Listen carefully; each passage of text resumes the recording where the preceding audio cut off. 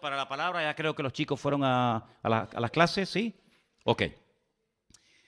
Hemos estado en las últimas semanas reflexionando sobre la vida de un hombre, de un personaje de la Biblia, y hemos recibido muchísimos correos y mensajes de personas que nos ven y que nos escuchan de montones de partes del mundo. De hecho, Miguel me acaba de pasar un papelito de hermanos que nos están viendo ahora mismo desde Ohio, en Estados Unidos, y montones de lugares y todo eso. Solamente hemos tenido un mensaje, solamente uno, de todos los que hemos recibido, que son cientos y a veces hasta miles, solamente hemos recibido un mensaje de una persona que usa un seudónimo, sabemos quién es, ¿no? Y dice, dejen quietito a Pedro, dejen quietito a Kefas, ¿no? Bueno, esto, dentro de miles de mensajes, el que una persona haya dicho eso, pues no tiene ninguna importancia.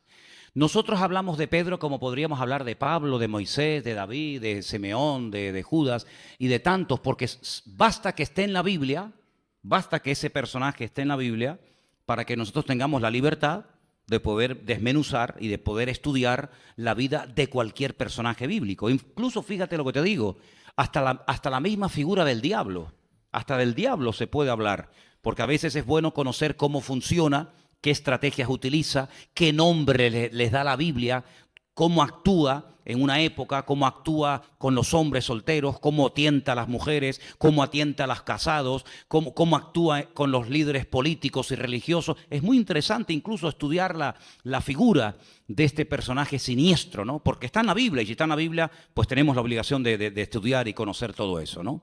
A veces hay ejemplos en la Biblia para imitar, ¿verdad?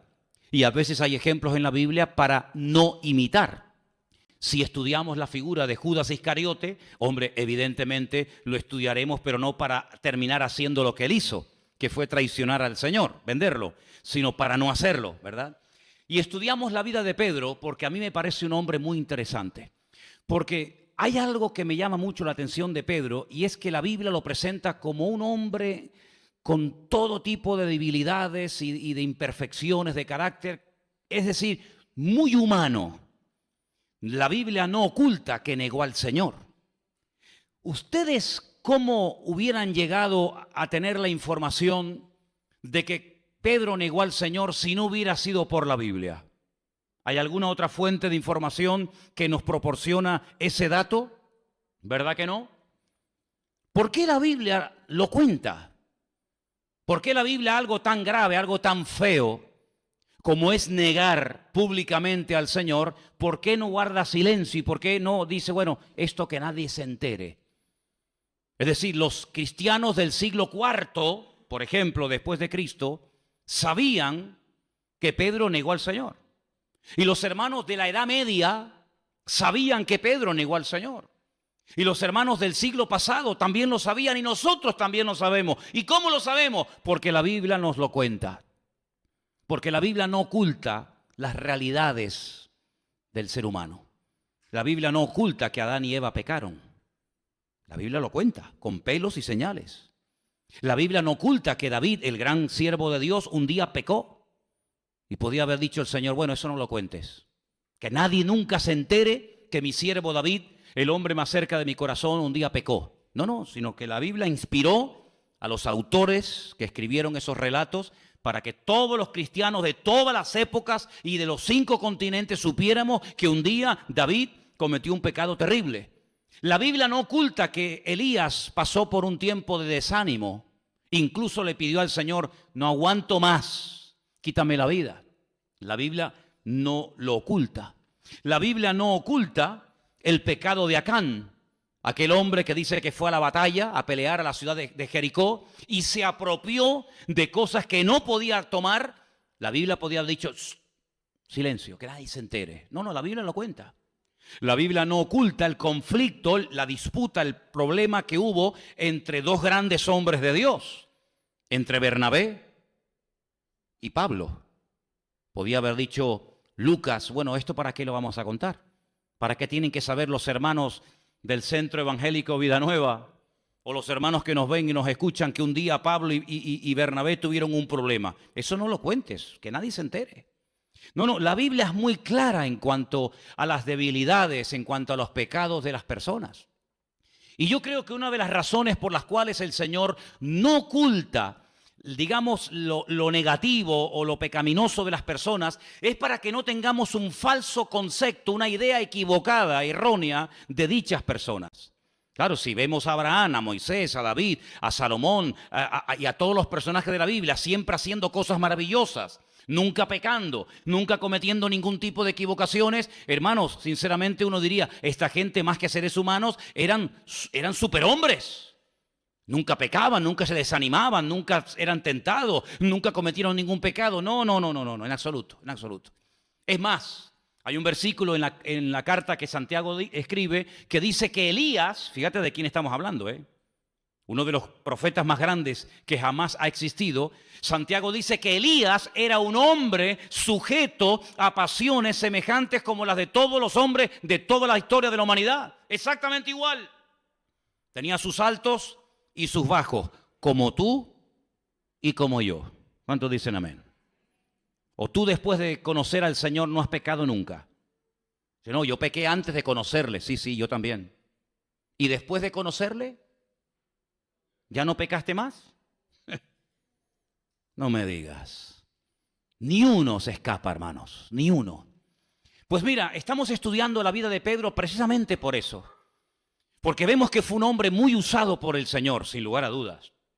Porque vemos que fue un hombre que experimentó en su vida milagros y tuvo experiencias increíbles. Pero cuidado, Pedro era tan humano y era tan vulnerable como cualquiera de nosotros. La fortaleza que Pedro tuvo para no volver a negar al Señor es la misma fortaleza que tú y yo tenemos hoy para no negar ni para no pecar, y es la gracia y la misericordia de Dios. Nada más que eso. No es que hayamos llegado a un nivel que ya el pecado no nos tienta, ni las tentaciones. No, no, no, olvídate. Si no fuera por la gracia y por la misericordia de Dios, ninguno de nosotros podríamos estar en pie en esta tarde ante la presencia del Señor. Créelo, Ni siquiera en eso podemos presumir, sino que toda la gloria, como hemos cantado, sea para nuestro Dios. Arrancamos con Pedro y lo hemos visto negando al Señor, sí, pero lo hemos visto restaurado por el Señor. ¿Cuántos lo recuerdan? Hemos visto a Pedro en el aposento alto con iniciativa. Hemos visto a Pedro lleno del Espíritu Santo en el día de Pentecostés, Hechos capítulo 2. Lo hemos visto predicar en público. Lo hemos visto orar por un cojo de nacimiento, Hechos capítulo 3, diciéndole aquella frase célebre, no tengo ni plata ni oro, mas lo que tengo te doy, en el nombre de Jesucristo, levántate y anda. En los años 60, un periodista fue a visitar al Papa Juan XXIII al Vaticano, y observando la Capilla Sistina y todas las cosas que allí están expuestas, le dijo el Papa Juan XXIII a este periodista, como usted puede comprobar, no podemos decir como Pedro, no tengo ni plata ni oro.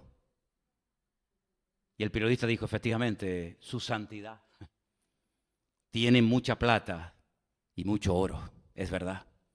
Pero qué lástima que no puedan terminar de decir lo que también dijo Pedro. Pero en el nombre de Jesucristo, levántate y camina. ¿Verdad? Hemos visto a Pedro amenazado por las autoridades políticas y religiosas de la época, diciéndoles, no prediquen ni hablen nunca más de ese hombre.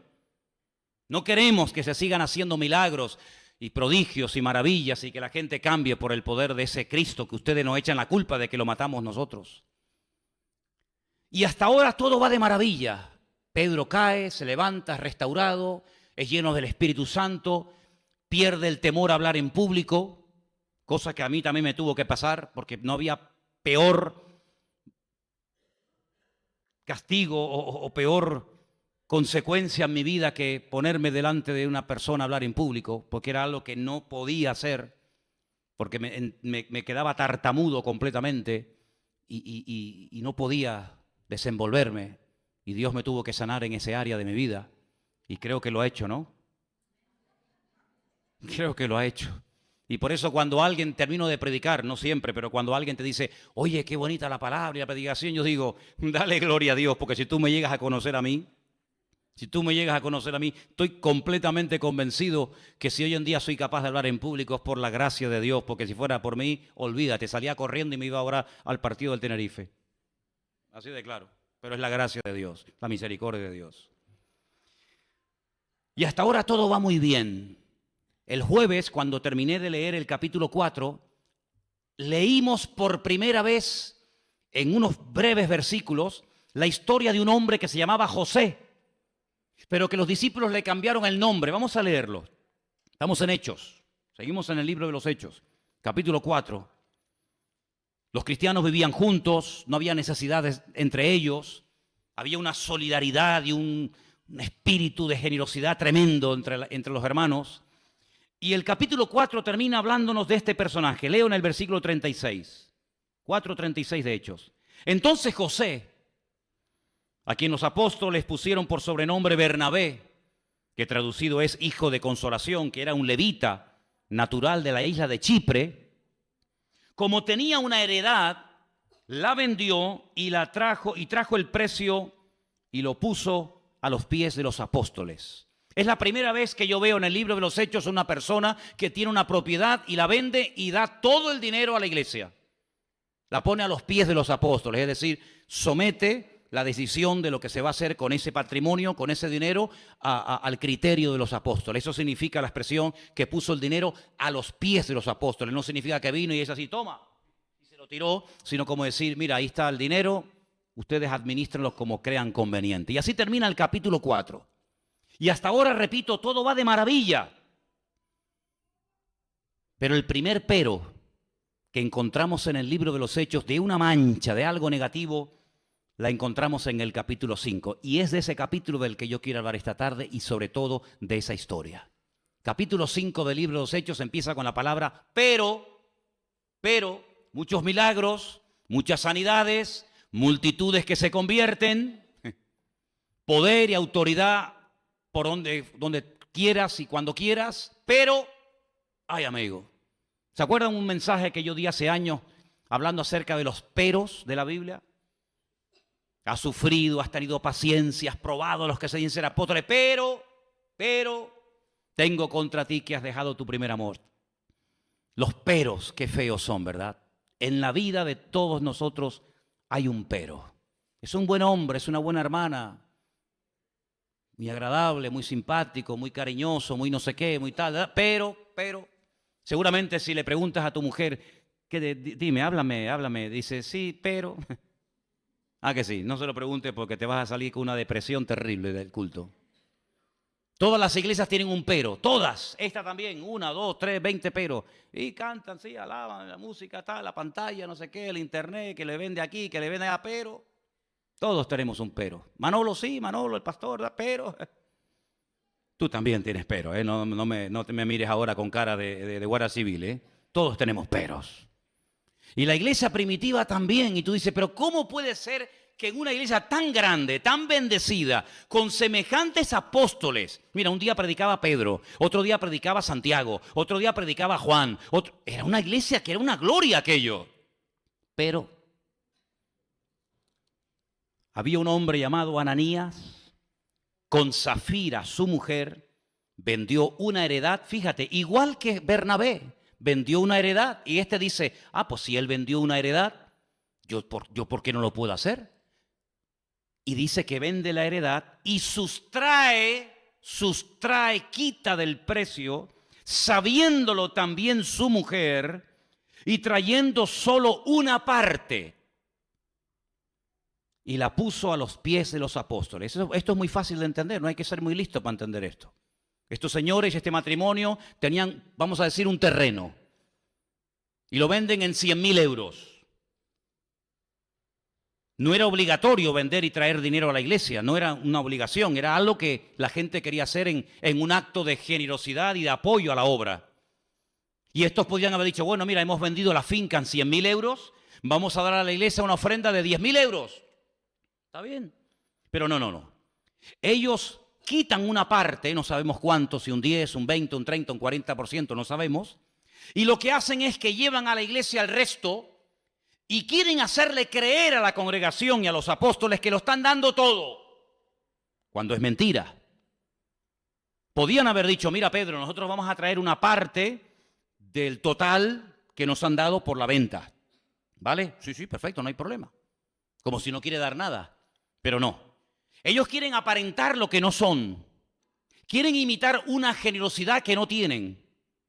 Y quieren en la iglesia recibir un reconocimiento que no merecen, porque así como Bernabé o José vendió la heredad y lo dio todo, ellos también quieren hacerle creer a la congregación y al liderazgo de la iglesia que ellos también, como José o como Bernabé, están haciendo lo mismo, pero es falso.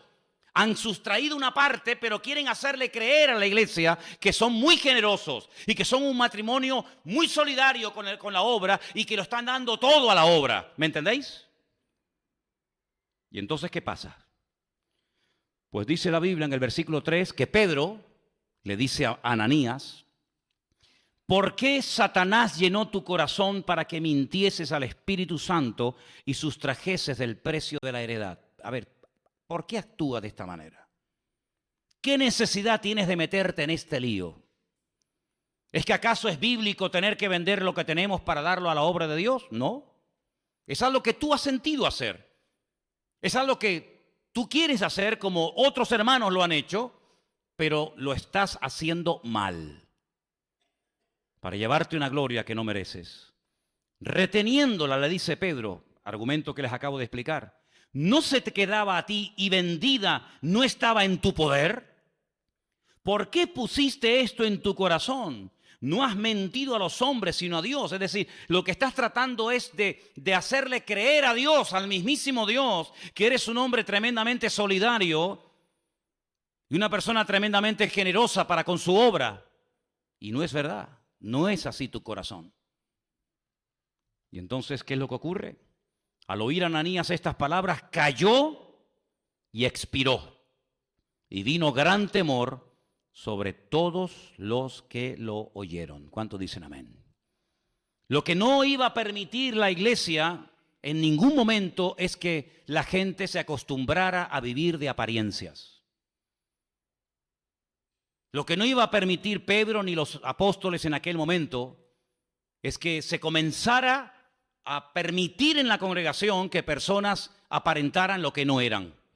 Hemos leído hoy en los 2 últimos capítulos del libro de Apocalipsis, y lo expliqué, cuando Juan dice, el que es injusto siga siendo injusto, el que es inmundo siga siendo inmundo, como diciendo, si después de haber visto, si después de haber comprobado todo lo que ha ocurrido, seguís practicando injusticia, siguen practicando la inmundicia, sigan ahí, pero el que es justo siga practicando la justicia todavía. ¿Me explico?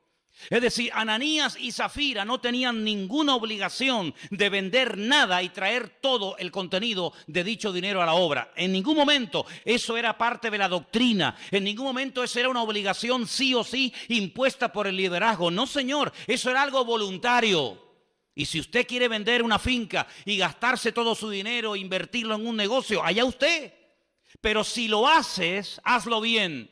Hazlo, como dice la Biblia, decentemente y con orden. Y no quieras aparentar en la iglesia lo que no eres delante del Señor. Ahora, hermanos, ¿cuál era el objetivo de esto? El objetivo de esto era imitar la generosidad de otros miembros de la iglesia, como por ejemplo la de Esteban. Perdón, la de Bernabé. En la iglesia, hermanos, hay cosas que no se pueden imitar. En la vida cristiana tú no puedes vivir de imitar a fulano o de imitar a mengano. Si tú no tienes fe, admite que no tienes fe.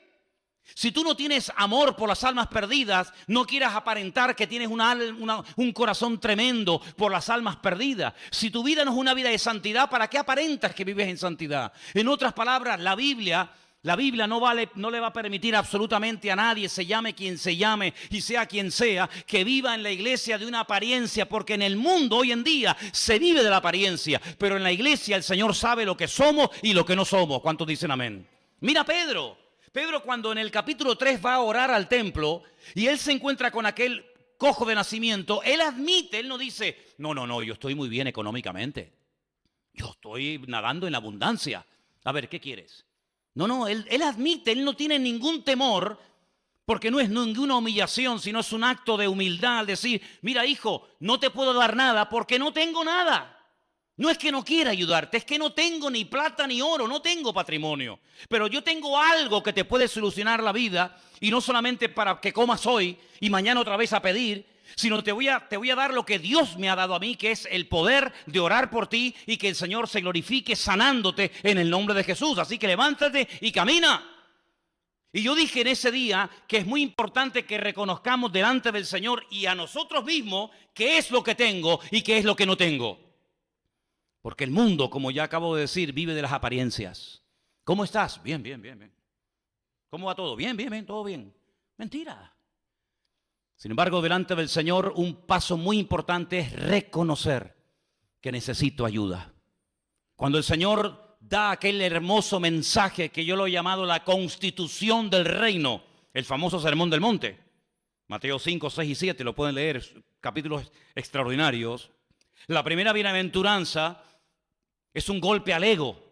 Bienaventurados los pobres en espíritu, porque ellos verán a Dios, ¿verdad? En otras palabras, bienaventurados los que reconocen que necesitan la riqueza espiritual de Dios. Bienaventurados los que reconocen su bancarrota, su miseria espiritual delante de Dios, porque Dios entonces los podrá bendecir y los podrá levantar. Pero hay de aquellos que aparentan y que no quieren reconocer que necesitan de Dios. Y hay mucha gente hoy en día que, como Ananías y Zafira, se mueven y viven con ese mismo espíritu, el querer aparentar. Aparentar lo que no eres y aparentar lo que no tienes. Y eso delante de Dios es pecado.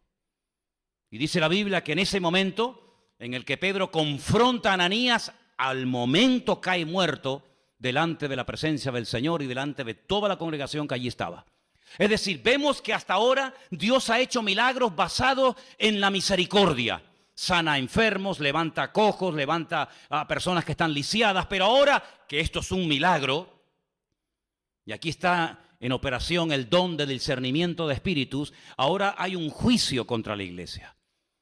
Ahora hay un acto de soberano de Dios en el que Dios va a desenmascarar a un matrimonio que no sabemos si 100% eran convertidos, porque claro, aquí hay de todo tipo de opiniones. ¿Era realmente Ananías y Zafira verdaderamente convertidos?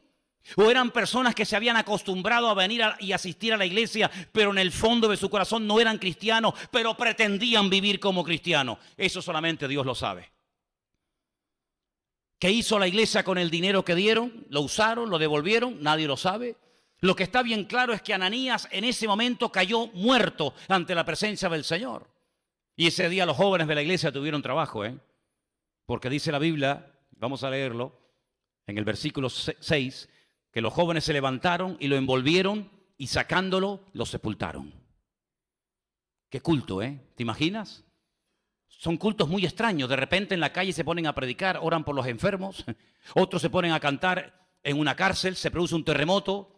Ahora empieza el culto, uno se cae muerto, los jóvenes se levantan y lo van a enterrar, sigue el culto. Eran cultos extraños, Pero espérate, pasado un lapso de 3 horas, versículo 7, sucedió que entró su mujer no sabiendo lo que había acontecido. Ay, amigo. Entonces Pedro le dijo, dime, ¿vendisteis en tanto la heredad? Y ella dijo, sí, en tanto. Ahí vuelve a mentir. Podía haber dicho, no, Pedro, no. Nosotros hemos vendido la finca, el terreno, en tanto dinero, y mi marido y yo hemos decidido tomar una parte de ese dinero que hemos vendido, ¿verdad? Como tenemos, y ayudar a la iglesia.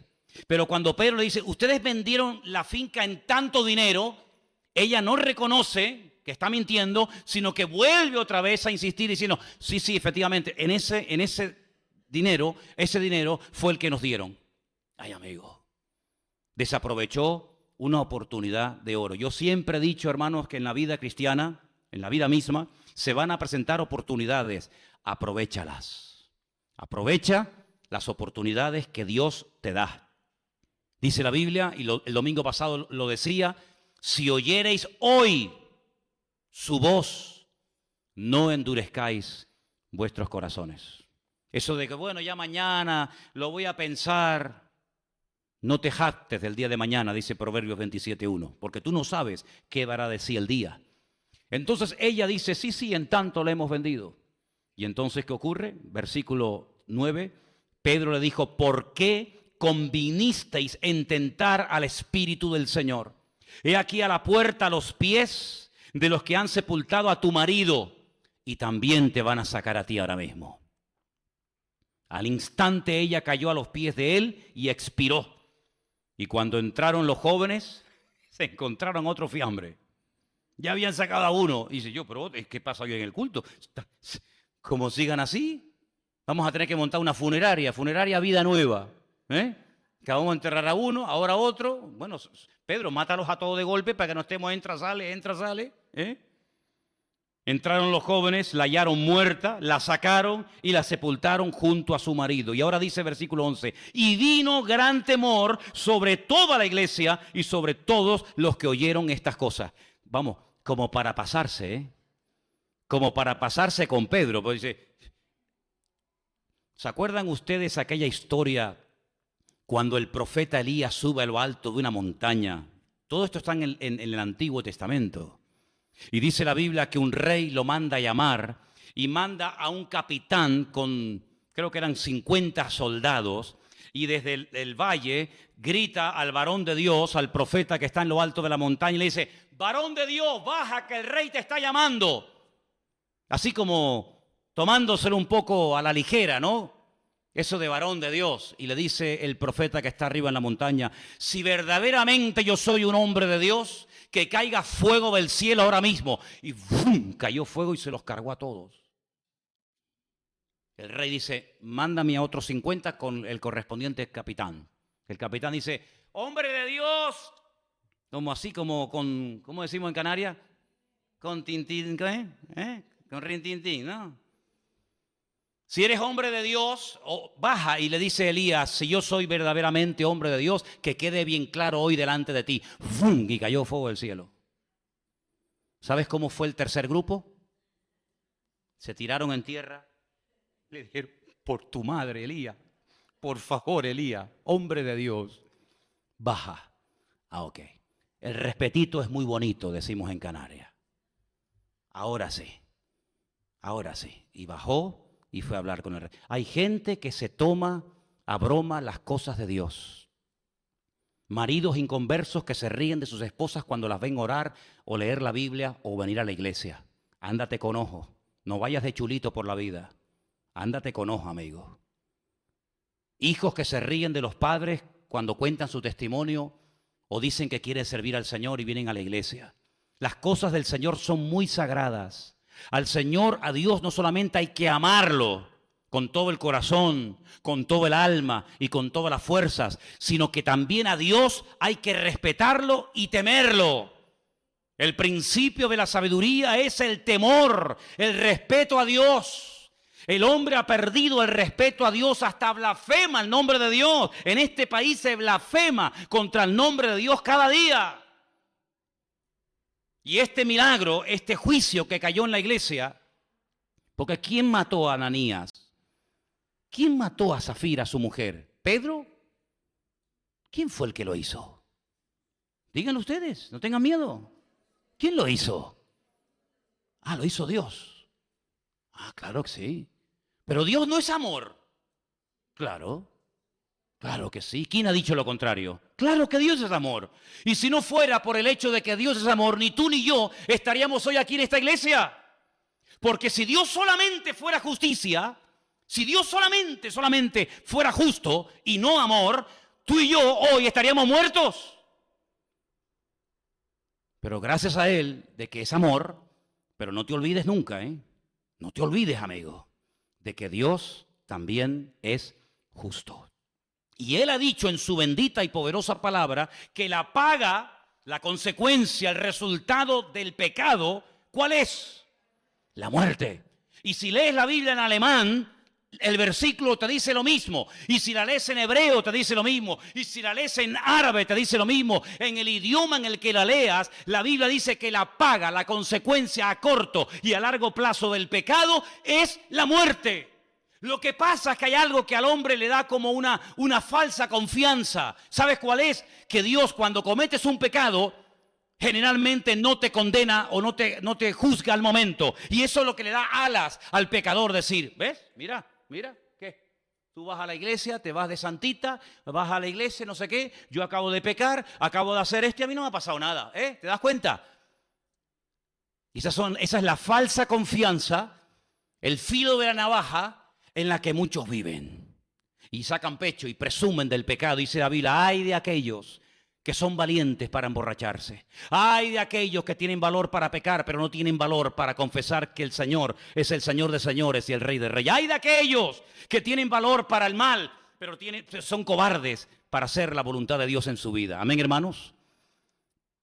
Pero en este caso no fue así. En este caso la justicia de Dios fue fulminante. Primero el marido y después la mujer. Y los dos fuera. Y dice que vino gran temor a la iglesia. ¿Saben una de las cosas que yo noto en muchos que se llaman cristianos? Que se toman la vida cristiana a la ligera. Pero sin embargo después los ves en su puesto de trabajo con una puntualidad y con una seriedad alucinante. Pero luego llegan tarde al culto, vienen cuando les da la gana, cuando quieren leen la Biblia, cuando quieren no la leen. Ahora me congrego, mañana no me congrego. Ahora oro, mañana no oro. Sin embargo, cuando los ves en su puesto de trabajo o en sus estudios o en su carrera o a lo que se dediquen, son puntuales. No se les ocurriría nunca llegar siempre tarde al puesto de trabajo porque sabes que te echan a la calle, amigo, ¿verdad? Nunca te plantea decir, mañana que es lunes, mañana es lunes, ¿no? ¿Sí o no? Mañana no voy a trabajar. Me duele un poco la espalda. Mañana no me despiertes que no voy. Mamá, mañana no me despiertes que no voy a... Pero tienes un examen mañana de matemática. Es un examen final, sí, pero no siento el ir. Ni se te ocurre, ni se te pasa por aquí el actuar de esa manera. Pero sin embargo, después para las cosas de Dios, una ligereza, una superficialidad, una vida light, total y absoluta. Y eso es lo que en este capítulo 5 estamos viendo, que no se iba a tolerar ni se iba a permitir dentro de la iglesia personas que aparentaran y vivieran en una falsa realidad. Usted no es generoso, usted probablemente no es ni cristiano, usted ni probablemente tiene el deseo de dar esa ofrenda a la obra, pero usted lo que quiere es que le aplaudan, que usted sea el protagonista, que la gloria en vez de llevársela a Dios te la lleves tú. Y no vamos a permitir en la casa de Dios esos tresmanejes y esos desórdenes. Y los dos cayeron muertos. Y dice que entró gran temor, gran respeto a la iglesia. ¿Saben cuál es uno de los grandes problemas en muchas familias, en muchos matrimonios, en muchas congregaciones? Que se ha perdido el respeto. Ese es el gran problema. Cuando íbamos a la iglesia católica, yo no sé si ustedes se acuerdan, yo me acuerdo como si fuera ahora. Entrábamos en silencio. Hacíamos hasta reverencias cuando entrábamos por ciertas y determinadas partes de la iglesia, ¿o no? Yo me acuerdo que entrábamos y decíamos, ¿usted va a comulgar? Sí. ¿Pero acabas de comer? Sí, no se puede. No. Y había un pan de huevo. En Las Palmas, donde yo estudiaba en los salesianos, había un pan así de grande que se llamaba pan de huevo. Y me encantaba. Pero cuando teníamos que comulgar, no podíamos comernos el pan de huevo. Ni el bocadillo que nos hacía nuestra madre, porque era pecado comulgar si no habías comido. Y había un respeto, y había una educación que se ha perdido. Y claro, como ahora decimos que Dios no vive aquí, como ahora decimos que esto es un local que utilizamos para predicar la palabra, unos entran corriendo, el otro se pone a hablar del partido de fútbol de ayer en plena iglesia, el otro llega tarde, el otro le está hablando al otro mientras el pastor predica, y se ha perdido ese respeto, y la pregunta es, ¿cómo podemos recuperar eso? ¿Cómo se puede volver a recuperar el respeto de los hijos hacia los padres? Porque en este país hay padres que le tienen pánico a sus hijos. En este país hay hogares donde los hijos son los que mandan y los padres son los que obedecen. En este país es un delito el que tú le llames la atención o corrijas a tu hijo porque te pueden denunciar y terminar en la cárcel, amigo. ¿Qué te parece? En este país una de las profesiones donde más alto índice de depresión hay es en la enseñanza, en la educación, porque los maestros tienen pánico muchas veces de llamarle la atención a un joven en la clase, porque te puede denunciar o darte una paliza y encima subirla a YouTube para que todo el mundo la vea y encima gana dinero con las visitas que hacen en su página. ¿Qué te parece? Y por eso dice que este milagro lo que trajo fue temor, respeto a la iglesia, a los que estaban en aquel lugar. En otras palabras, los cristianos no eran personas que, bueno, este es cristiano, pero nada, olvídate, este miente igual que todos, olvídate. Va a la iglesia, pero este, igual que los demás, el mismo perro con distinto collar, dicen algunos. ¿No han oído ese refrán? Este es cristiano, este es cristiano. Como decimos en Canarias, si este es cristiano, guárdame un cachorro. ¿No dicen así? Este es cristiano. Venga, cristiano. Y ayer estaba, que lo vi yo. Terrible, ¿eh? Terrible. Y por eso digo que el testimonio cuesta mucho mantenerlo, pero tumbarlo, tirarlo por tierra, no cuesta absolutamente nada. La gente de este barrio que nos conocen hace ya muchos años tienen que ver en nosotros un modelo, un estilo de vida diferente, porque esta gente de la Biblia vivía, actuaba y se comportaba de una forma diferente. Y nosotros, aunque no vivimos en comunidad como aquellos del primer siglo, tenemos que demostrar cuando estamos en esa puerta que hablamos diferente, que somos diferentes, que actuamos diferente, porque ese es el testimonio más poderoso, más que una palabra, una predicación o una canción que puedan escuchar. ¿Cuántos dicen amén? Y ahora por eso dice en el versículo 12, por la mano de los apóstoles se hacían muchas señales, prodigios en el pueblo y estaban todos unánimes en el pórtico de Salomón. El Señor premiaba, el Señor honraba y respaldaba y avalaba a esa iglesia. ¿Por qué? Porque había orden, porque había respeto, porque había santidad. Hoy en día hablar de la palabra respeto, orden y santidad en algunas congregaciones es un disparate, es una locura decir, este hombre está anticuado. Sin embargo, dice la Biblia, y no lo digo yo, que sin santidad nadie verá a Dios. Eso es lo que dice la Biblia. Nadie verá a Dios. Y en la iglesia primitiva sí había problemas, había peros, como hemos visto, pero había santidad. Y en nuestras vidas, hermanos, en nuestras vidas hay santidad. ¿Somos iguales en público que en privado? ¿Somos iguales dentro que fuera de la iglesia? ¿Cómo son nuestras conversaciones? ¿Nuestros deseos? ¿Qué se mira en internet cuando nadie te observa? ¿Qué pasa por tu mente cuando no estás en la iglesia? ¿Hay esa santidad? Por eso dicen algunos, ¿por qué hoy en día no hay tantos milagros y prodigios como antaño? Pero ¿cómo lo va a haber? Si el Señor donde derrama bendición y vida eterna es donde hay armonía, donde hay paz, donde hay amor, donde hay santidad, donde hay orden, allí Dios respalda, allí Dios bendice. Pero donde hay desorden, donde hay pecado, Dios no puede respaldar algo así. Por eso dice la Biblia que una de las cosas que va a ocurrir como señal de los últimos tiempos es que la limpieza, el juicio comenzará por la casa de Dios. Porque cuando usted ve en los evangelios, usted ve que en el templo de Jerusalén, que era pues el centro religioso de la época, allí no se sanaba ni cambiaba nadie. Dice, pero ¿cómo es posible que en el templo no hubieran milagros, no hubieran sanidad? Hermano, no había nada, créame, no había nada. ¿Dónde se iban los enfermos en la época de Cristo, los que vivían en Jerusalén? ¿A dónde se iban? Al estanque de Betesda, allí por las calles, esperando que pasara alguien.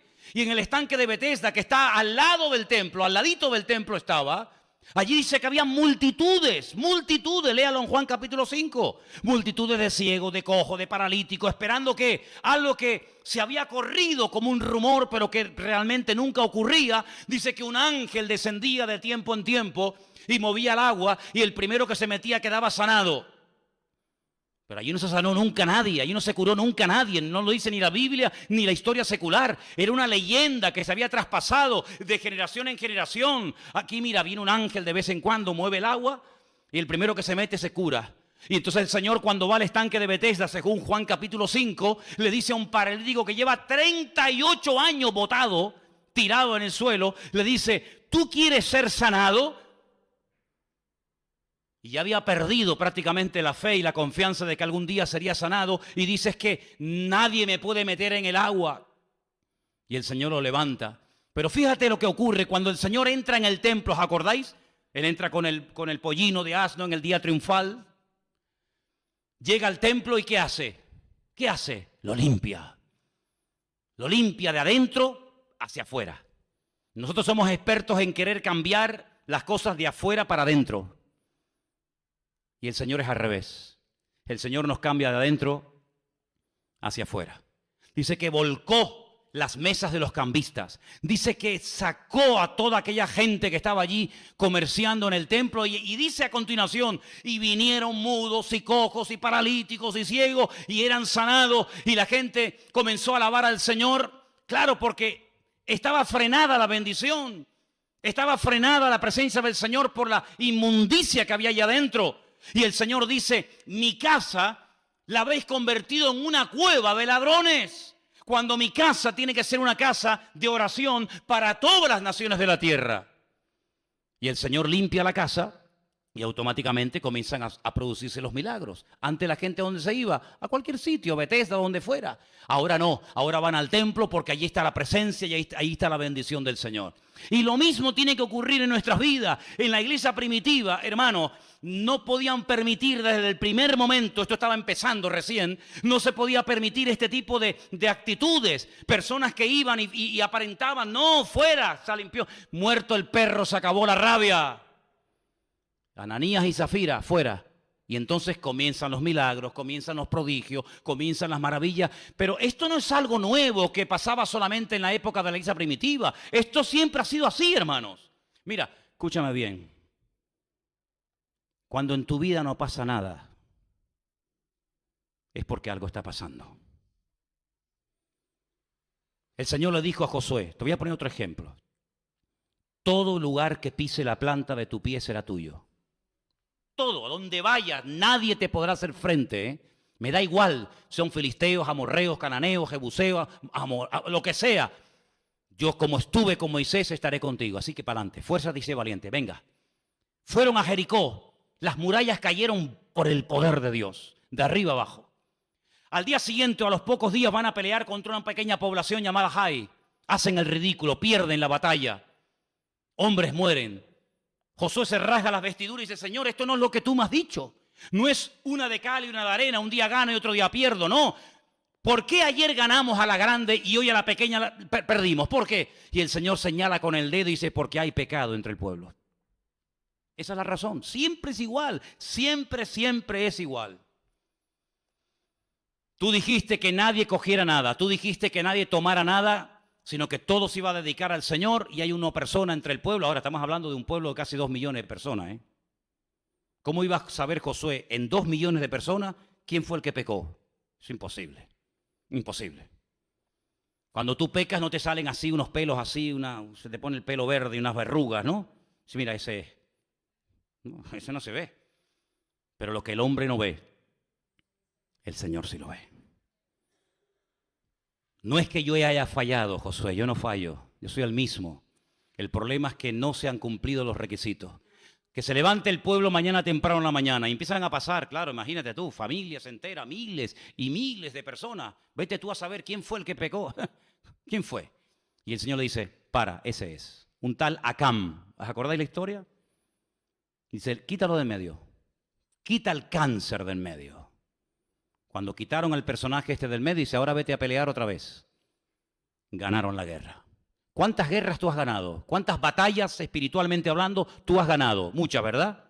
¿Y cuántas has perdido? También en unas cuantas, ¿verdad? ¿Sabes por qué las has perdido? Porque cuando se va la santidad y la comunión con Dios, el diablo se ríe en tu cara. El diablo se ríe en tu cara. Por eso hay personas que, sí, ahora estoy bien, mañana estoy mal, ahora creo, ahora no creo, ahora estoy aquí saltando y brincando alabando a Dios, mañana estás con una cara que te llega hasta los zapatos. ¿Por qué? Porque cuando tú le das lugar a lo que no es de Dios, lo primero que se pierde es el gozo. ¿Cuántos lo saben? Lo primero que se va es el gozo. ¿Quién tiene ganas de reírse cuando la novia no te habla? ¿Quién tiene ganas de reírse y de alabar a Dios cuando alguien no te ha saludado o te ha hablado mal como tú pensabas que no merecías? Entonces se te nota en la cara, amigo. Y el diablo no solamente lo nota en la cara, sino lo nota en tu espíritu. Y el diablo dice, con este, aunque haya predicado el mes pasado, aunque haya cantado hace media hora, aunque se llame pastor, reverendo, obispo, apóstol, diácono, lo que sea, con este hago yo lo que me da la gana cuando quiera. Porque sé que una cosa pequeña lo derrota, imagínate con la cosa grande. ¿Te das cuenta? Por eso, amados hermanos, en la iglesia primitiva, Ananías y Zafira no eran dignos de permanecer ni un minuto más. ¿Tú te imaginas a los jóvenes de la iglesia llevando a Ananías y diciendo, oye, ¿sabes que este hombre ha muerto hoy en el culto? Sí, pero ¿sabes por qué, no? Pues mira, por esto, pues madre mía, no veas. Y cuando entran al culto, dice Pedro, a esta se la llevan también y la entierran. Los jóvenes, ¿cómo vivir? ¿Con qué santidad? ¿Con qué temor de Dios tendrían que vivir los jóvenes ahí dentro? Le diría uno a otro y dice, no te pases ni un pelo, ¿eh? No te pases ni un pelo que te tranca Pedro. Te echa la mirada esa que tiene él así profunda, te mete los ojos así por dentro y te dice, o te arrepientes o te sacan a ti también, ¿eh? Qué temor de Dios. Voy a leer un poquito más adelante. Sigo leyendo el versículo 15. Dice que había tantos milagros y presencia del Señor que ponían a los enfermos en las calles. Ni siquiera los llevaban al culto, los ponían ahí en las calles. Y los ponían en las camas y en los lechos para que al pasar Pedro, a lo menos su sombra cayese sobre alguno de ellos.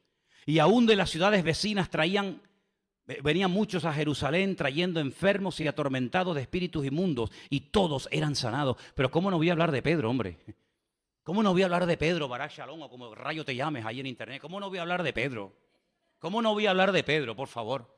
¿Cómo no voy a hablar de un hombre que ni siquiera ora por la gente, sino que pasa y la sombra los toca y son sanados? Pero ¿a cuántos no le gustaría que nos pasara eso a nosotros? Dime la verdad.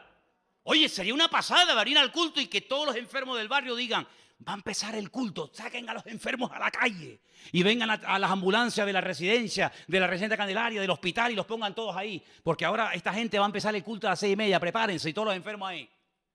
Y nosotros, no, sin orar, sin nada, ni buenas tardes, sino pasando, y de repente el otro se levantó, el otro salió corriendo, el otro... ¿Serio? ¿Sabes cuántas miles de personas se pondrían en esa calle esperando que llegáramos nosotros? Sería una pasada.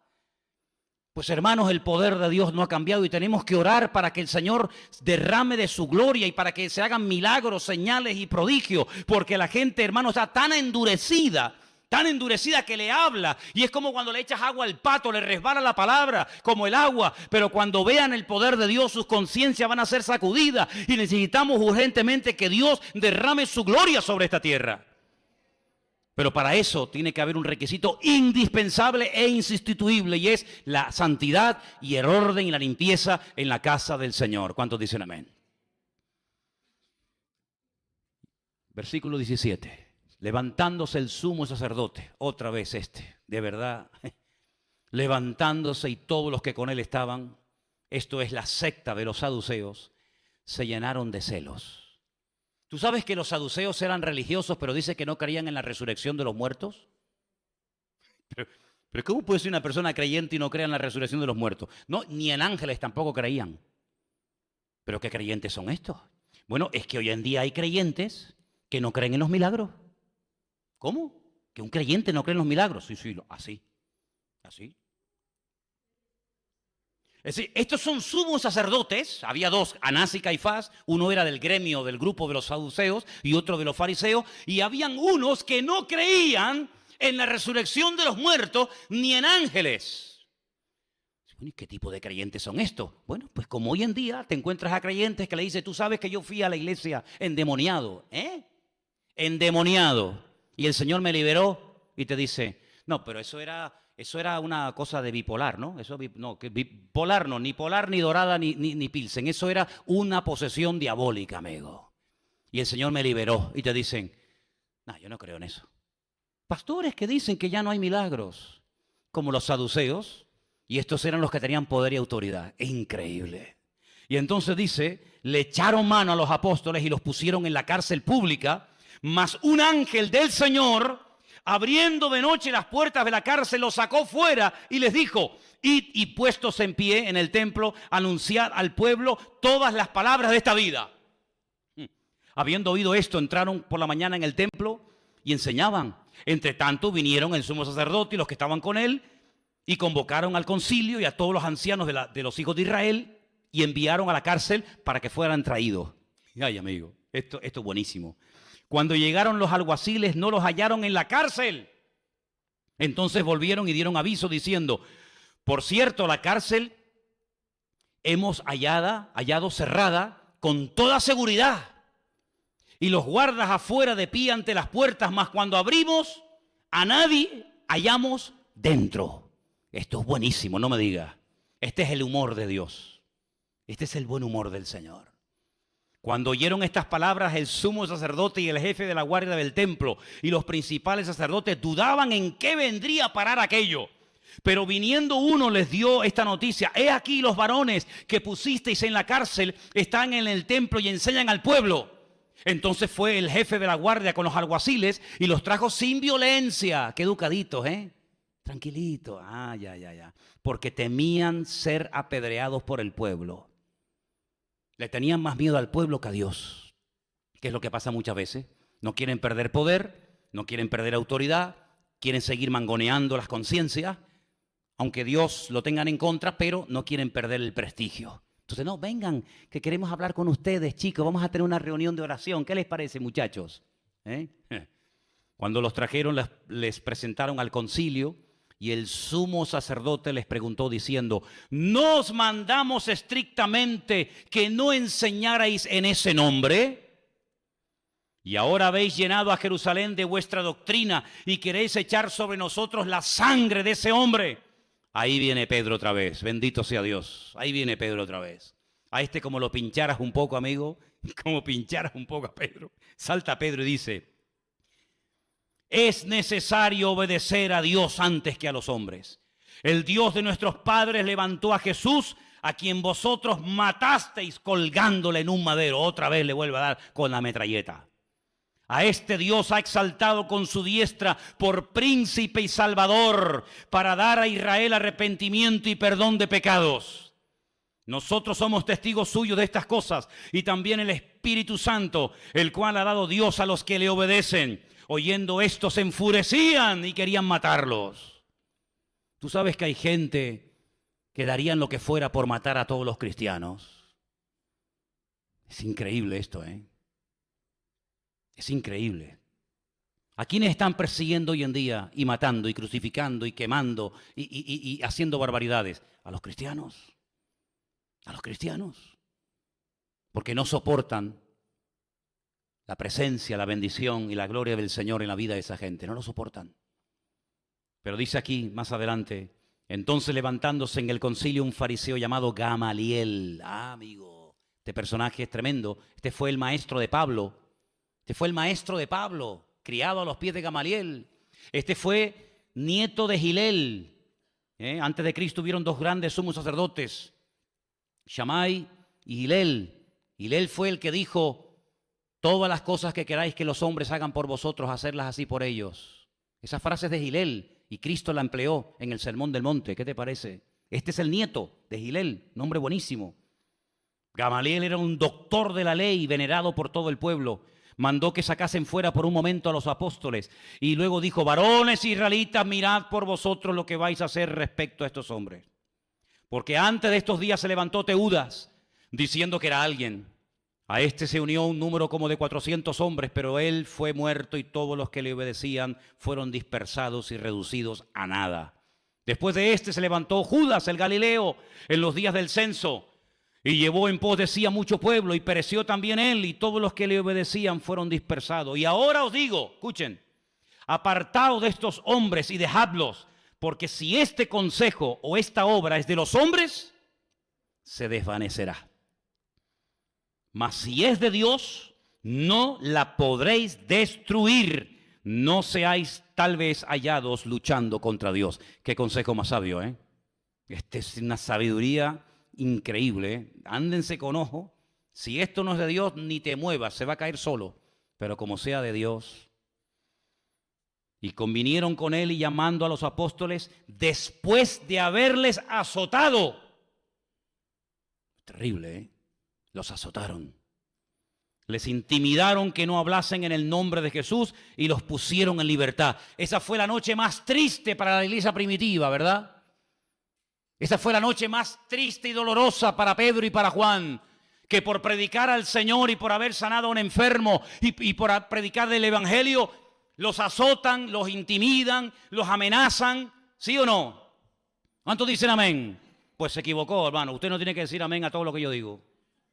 se equivocó. Totalmente se equivocó. Porque no salieron hechos polvo. Señor, ¿por qué nos pagas así? Te servimos. Estamos predicando tu palabra y nos pegan, nos azotan. ¿Pero esto qué es?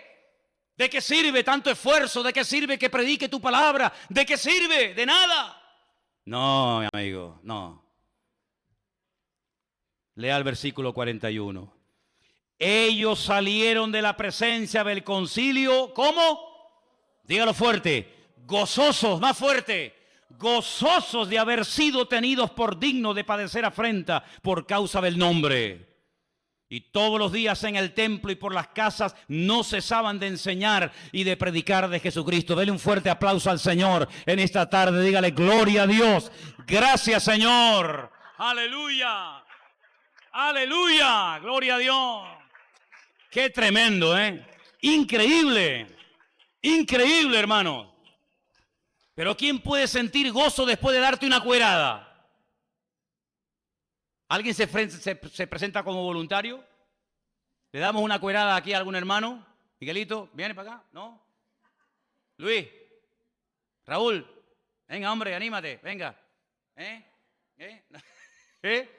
Ay, amigo, gozosos. Señor, gracias por los azotes que me han dado.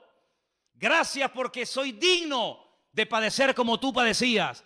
Hermanos, hablando aquí ahora que no nos oye nadie. Estos o son hombres de Dios como la copa de un pino o están locos como cabras. Porque esto no tiene sentido. Esto es contra toda naturaleza, esto es contra toda ciencia y contra toda psicología. Que una persona se goce por el sufrimiento cuando la lucha del hombre de toda la vida siempre ha sido luchar en contra del sufrimiento, luchar en contra de la enfermedad, luchar en contra de la muerte. Y esto resulta de que los azotan, no son masoquistas, pero son personas que saben perfectamente que algún día, por lo que están haciendo, por la forma como predican, por la forma como exponen la palabra, por el modelo, por el estilo de vida que llevan, ellos saben, lo llevan en la sangre, en los huesos. Ellos saben perfectamente que algún día se van a meter con ellos y ya ha llegado el momento. Hasta ahora todo han sido amenazas. Hasta ahora todo ha sido, oye, esto no lo hagan, oye, esto no lo hagan más. Hasta ahora todo ha sido palabras. Ahora pasan de las palabras a la acción, ahora los azotan. ¿Piensan ustedes que se callaron? ¿Piensan ustedes que dijeron, oye, esto va en serio, cuidado que mañana nos dan otra? Enseñaban cada día en el templo y por las casas y no cesaban de enseñar y de predicar de Jesucristo. ¿Cuántos dicen amén? ¿Cómo no van a convertirse miles de personas? ¿Cómo no va a llegar el evangelio hasta nosotros hoy en día con este tipo de personas? ¿Cuál es el secreto de todo esto? ¿Qué hay detrás de esto? Vamos a ser sinceros. ¿Se drogarían? ¿Sería que tomaban un alucinógeno, una droga que les daba una capacidad? No. ¿Qué es lo que tenía esta gente? ¿Se puede tener eso hoy en día? ¿Podemos nosotros vivir así? Lo que tenían era una confianza y una fe en Dios a prueba de bombas. Y eran personas que se habían tomado en serio el evangelio. Eran personas que estaban dispuestos a morir por la causa de Cristo. Eran personas que aguantaban lo que fuera, porque para ellos era un privilegio padecer por la causa de Cristo. 2000 años han pasado desde esta historia que les acabo de contar hasta hoy en día. Y alguien dijo en cierta ocasión, y yo simplemente repito, si hoy en día cayeran en las iglesias muertos, los que viven en pecado, los que viven en desorden, ¿cuántos caerían muertos en cada culto? ¿Cuántos? Si por mentir, si por querer aparentar, cayó un matrimonio muerto un día en un culto, 2000 años después, con todas las barbaridades que se predican y se enseñan hoy en día desde los púlpitos, asustando y mangoneando a la gente, cayeran todas esas personas muertas, amigo, ¿cuántas personas verdaderamente quedarían en pie? Tenemos que pedirle al Señor que derrame espíritu de santidad entre nosotros. Hoy en día se mide el éxito de un ministerio, de una iglesia, por el número de personas que tienen. Bueno, tiene una iglesia de 1000, pues será más importante o más ungido que el que tiene 200 o el que tiene 100 o el que tiene 10 o el que tiene 15. Pero la santidad y el respaldo de Dios no se mide por lo que tienes, sino por lo que eres. Y esta gente no tenían ni plata ni oro, pero tenían la presencia del Señor de una forma tremenda en sus vidas. Y eso tenemos que recuperarlo todos y cada uno de nosotros. ¿Te gustaría? ¿Te gustaría? Cierra tus ojos ahí donde estás. Hermanos queridos, estamos en un punto en el que vemos a Pedro con una autoridad y con una unción y con un poder tremendo. Pero no quiero que olvidemos de dónde viene. No quiero que olvidemos quién fue Pedro semanas, meses atrás. Un hombre que llegó a negar al Señor. Un simple pescador en el mar de Galilea, llamado por el Señor, y se dejó tratar y se dejó cambiar por Él.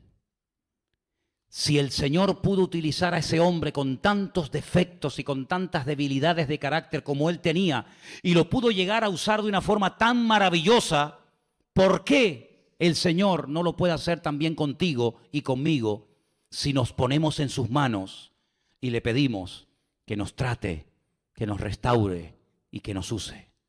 No hay nada que lo impida. Solamente es nuestra voluntad la que hoy tenemos que poner a los pies de Cristo y decirle: Señor, yo también reconozco mis debilidades, yo también reconozco a veces mi falta de santidad o de lo que sea, pero también reconozco que para ti no hay nada imposible.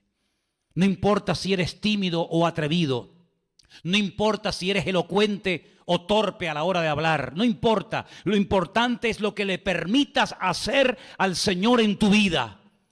No importa si tienes grandes talentos, carreras, títulos universitarios o ninguno. No importa lo que tienes. Lo importante es lo que eres. Y en esta tarde el Señor nos ha hablado a través de su palabra, mostrándonos que un hombre usado por la mano del Señor puede llegar a ser un instrumento de tremenda bendición.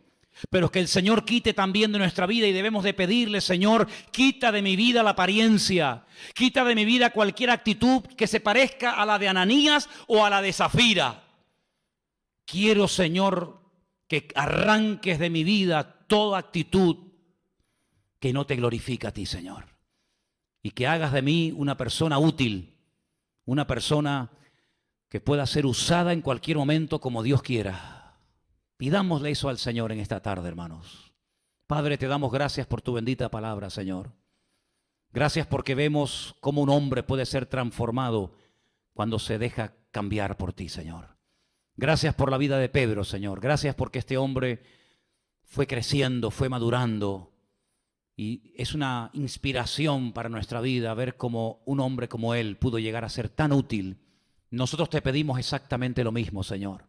Usa nuestra vida y que podamos ser un instrumento útil en tus manos el tiempo que nos resta de vida.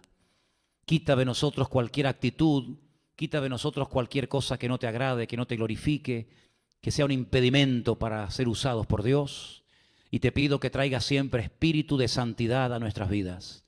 Santidad en la mirada, santidad en los oídos, en la boca, santidad en el corazón, en el alma, santidad, orden en todas las áreas de nuestra vida, para que tu nombre sea glorificado y el mundo te reconozcan a ti y vean lo que tú eres capaz de hacer en medio de un mundo que se pierde, en medio de un mundo que te ha dado las espaldas. Queremos que tú uses a tu iglesia, jóvenes, niños, matrimonios, a todos y a cada uno de nosotros. Úsanos, Señor, en este tiempo y aviva tu obra. Pon el fuego en el altar y que podamos ser personas útiles en tus manos. Te damos gracias por tu paciencia. Te damos gracias porque tú lo vas a hacer y lo creemos. Y lo pedimos todo en el nombre de tu amado Hijo Jesús. Amén.